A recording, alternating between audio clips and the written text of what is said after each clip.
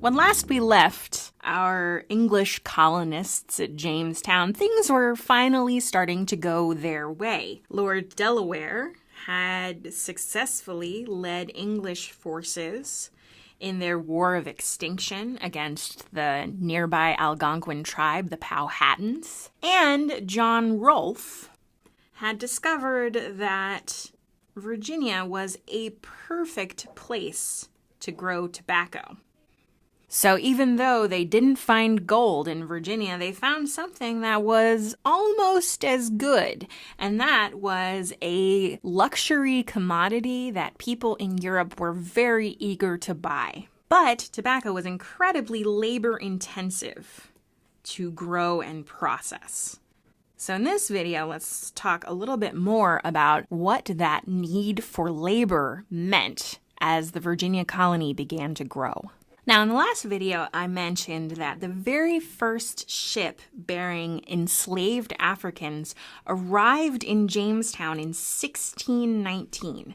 So just 12 years after Jamestown was founded, Africans had been brought to the area. So this shows that enslaved Africans were some of the very first people who weren't of native origin in the New World and would help shape the English colonies pretty much from the very start.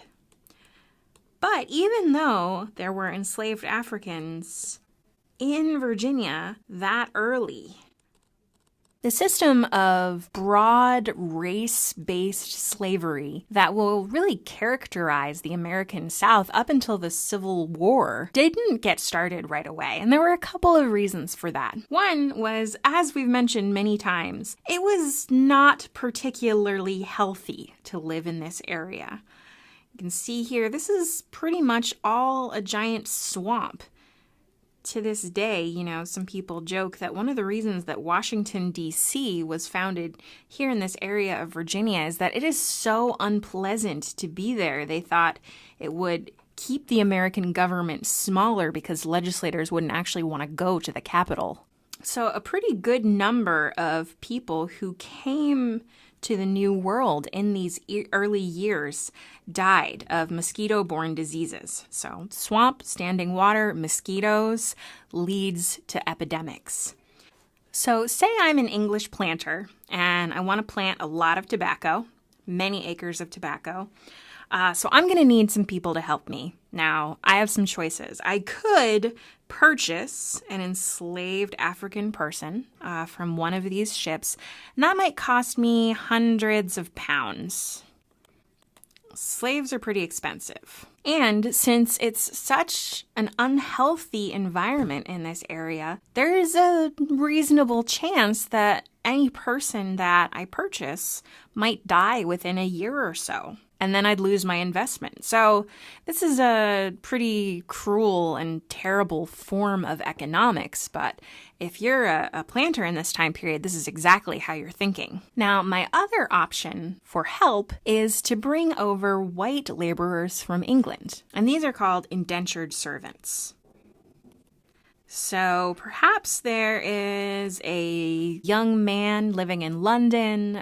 He has lots of older brothers, so he's not going to inherit anything. He doesn't have much in the way of economic opportunity, so he thinks, I could go for a new start in the New World, but I don't have the money to pay my passage on a ship across the Atlantic. So what the planters would do is they would say, all right, I will pay your fare across the Atlantic, and maybe that's 15 pounds, say. And in exchange, you will work for me for a period of, say, 3 to 7 years. Now, some indentures were shorter than that, some were longer, but this is a kind of a general guideline of how long they might work. And at the end of that 3 years, you will get land of your own, and I will give you some tools and clothes, things you need to succeed, and then you can be your own planter. So this was a pretty good investment if you were a young person without many opportunities in England. There's only one problem, And it's the same problem we've been talking about all along. It's that this is a swamp full of mosquitoes, and you are quite likely to die in Virginia. So this actually turned out to be a pretty good deal for the planters who were there early. They also took advantage of something called the headright system, which meant that they got 50 acres of land in Virginia. And of course, this is just Native Americans' land that they're just appropriating for themselves, but that's a whole separate issue. So you got 50 acres more land every time you brought one person over from England.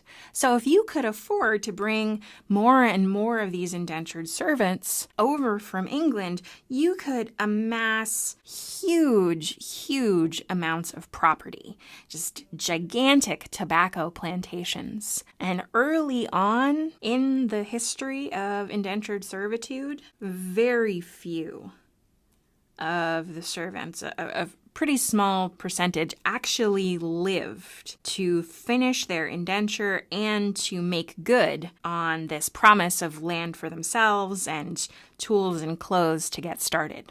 So this very quickly begins to build a social structure in Virginia where there are a few planters who are extremely wealthy, who own lots of land.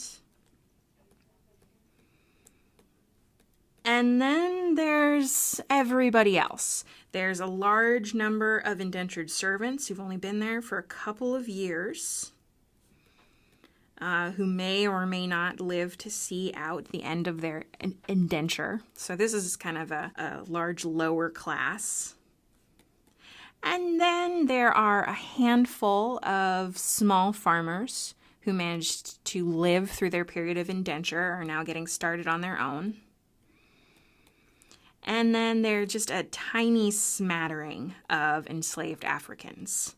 So just a few slaves in Virginia. This is in the early years of the 1600s.